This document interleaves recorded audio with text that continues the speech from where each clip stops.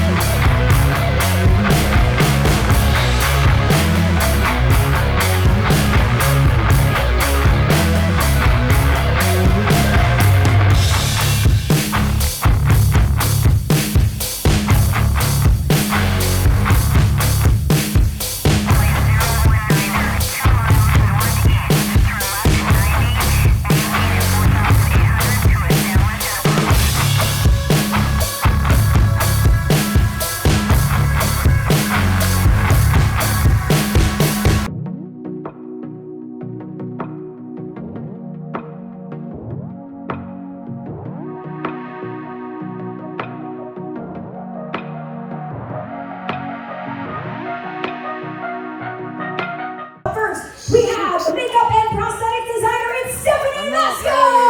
We also have the seasonal show direction and creative development, Kelly Malley! The scenic manager, art and design, David Hughes! We have the senior show director and creative development, Charles Gray! Next we have the VP of art and design, it is TJ Mann!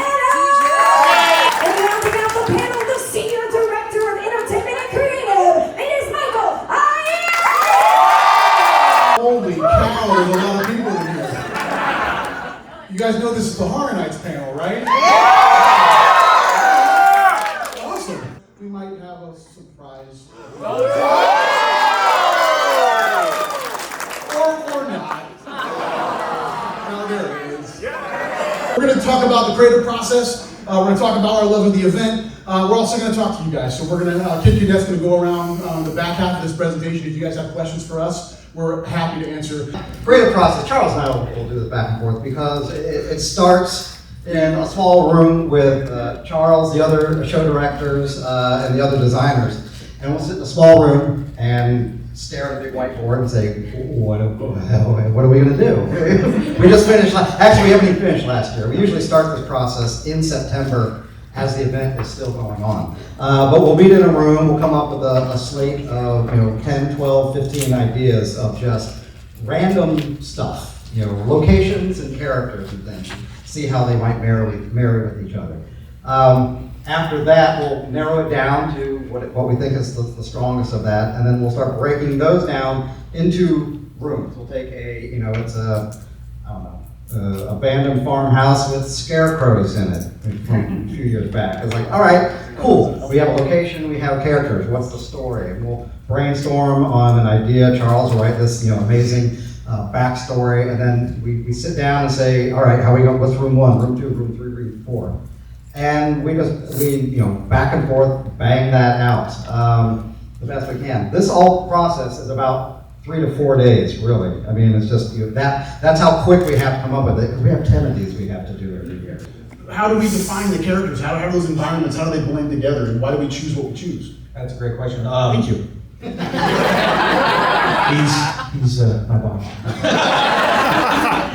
Really, a lot of what we do too is bring in like our designers who do costuming and makeup also, because they can really inform what's possible, what's not possible. Because when you're blue skying a lot of times, you may come up with a character that's so crazy that they're like, yes, that's pretty neat for 5 minutes, and then you've smashed this character into the ground, right? So like, how do we form these really cool giant creatures, make them safe, make them absolutely that they'll last throughout the event stuff. So then after we've talked through that, they can come with cool character ideas. How do we integrate them into the scenic? So this is all happening at the same time. It's very important that this is all going at the same time. So communication is really important too. TJ, we're looking at some color elevations here, but how important is the design of these mazes? Again, you've done all of them. No. No. Good question also, thank you.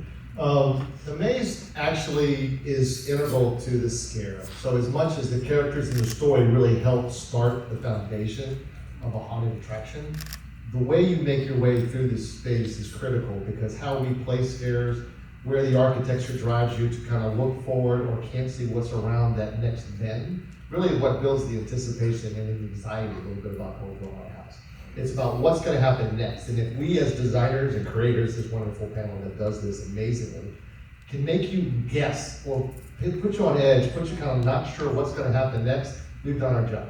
Because that's the thing that makes the most successful type of haunted attraction. And then all the tech that we do. We don't have anybody from tech with us today, but you have no idea that layer is everything in the maze. Because without the tech, you've got no audio, you've got no video, you've got no triggers for our characters to be able to use to aid in their scare. None of that exists without our technical team. And they are able to layer in all of their talents into all of the designs that have happened over the course of several months leading up to when these mazes have to open. But again, all of those peripherals, all the senses that these mazes need to take on, that we're not only affecting you physically in some way, but you're smelling things, some things that are not always so great.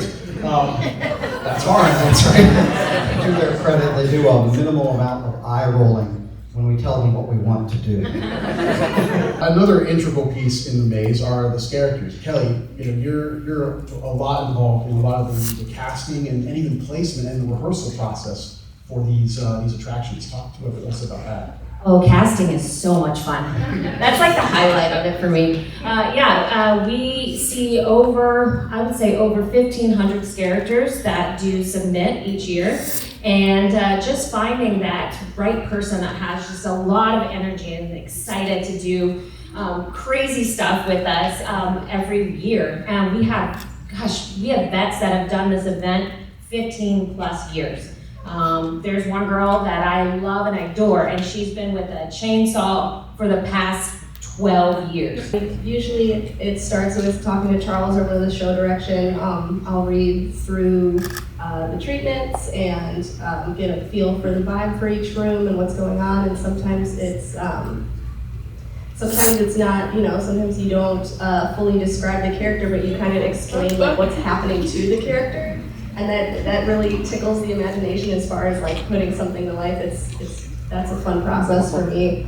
But yeah, usually it's just throwing something down on paper. I usually do 2 or 3 different renditions of something. So just to bring to you guys, 'cause I personally hate drawing things one way, because how you're picturing something and how I'm picturing something might be 2 completely different ways. So I try to put together a few ideas, bring it to y'all, and then once you like it, then I finish it up, clean it up, do a color rendition, and pass it on to the lab team, and that's when things get sculpted and go from there. The crazy thing about being involved in this event, all of us and our teams, is there are things that we never imagined rise to the surface and there hasn't been a maze yet that we can predict is the #1 maze that we do every year. So like, a lot of things that we end up creating and bringing back or modifying come from you guys. Online, and some of the things you'll say about this character that you love. I mean, I was reading backstories on Twitter for characters that we didn't do backstories for. And that's the coolest thing ever. Very beginning of the process, we're talking about all the different types of houses that we could create. For some odd reason, we're like, we haven't really done just a scare. We've had scarecrows, but never like a house, I don't think. So that was what we started talking about. I think one of the first hurdles we had to overcome was we didn't want the same character over and over and over and over. So it's like, well, how can we make scarecrows interesting throughout the house? Every year we do a cornfield, there's a hurricane. This is Hurricane Irma came through and didn't like this one. Every year we've done corn, there's been a hurricane. So guess what we don't do anymore? Stephanie, when you're designing, I know obviously you want to get the creative intent in, but how much of the performer having to wear it comes into your sculpts and your designs? Oh, the entire time. Because personally, I haven't scared Halloween Horror Nights, but I did do, performing at the haunt that I used to work at when I was just out of high school and wanted to get my first job. So the entire time I'm drawing something, I'm thinking, okay, this is really cool, but are they gonna last 2 months in this? Because I know for me personally, if I'm being, smothered or something's rubbing on my face too much, I'm not gonna wanna sit through that. So that's a huge thing that you wanna keep in mind when you're designing. Everybody loves that dog. I guess we gotta put that dog in the event now. Not like the last dog we put in the event. Too soon! Have you no shame?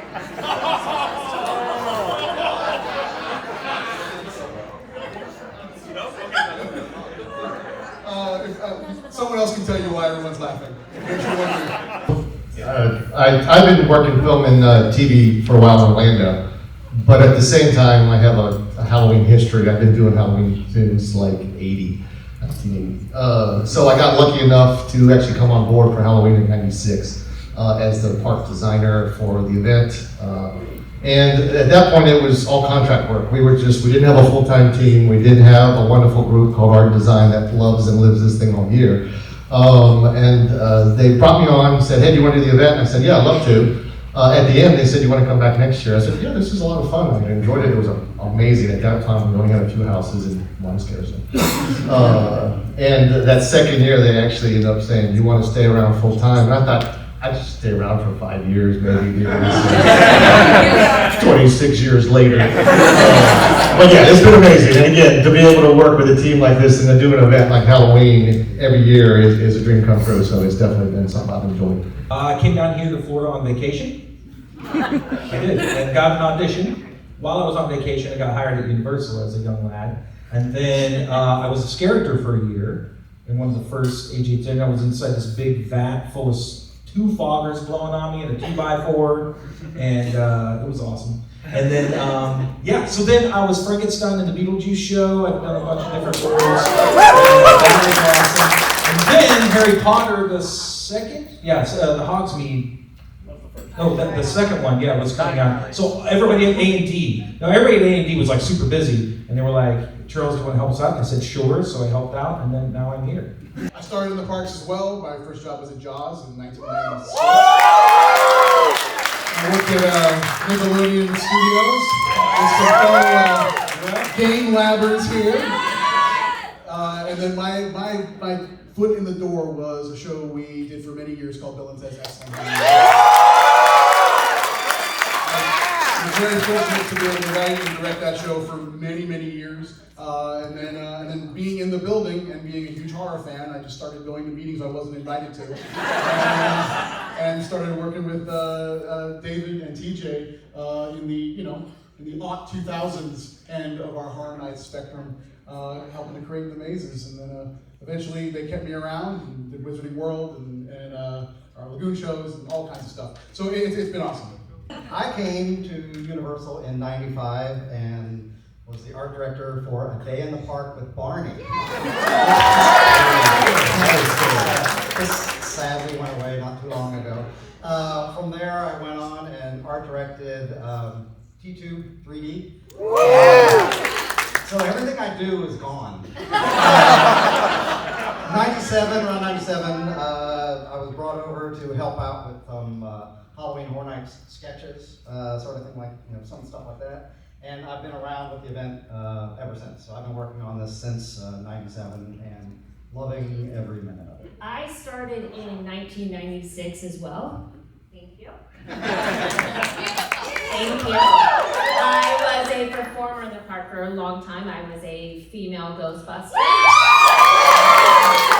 I also worked at Day in the Park with Barney, as well as Terminator. So I think we're together and everything is gone that we hear. No, I actually jumped on board about 12 years ago with Halloween as a performance coordinator, and that just changed my whole outlook on what Universal could do for me. I was absolutely petrified, and the boys know, of Freddy Krueger.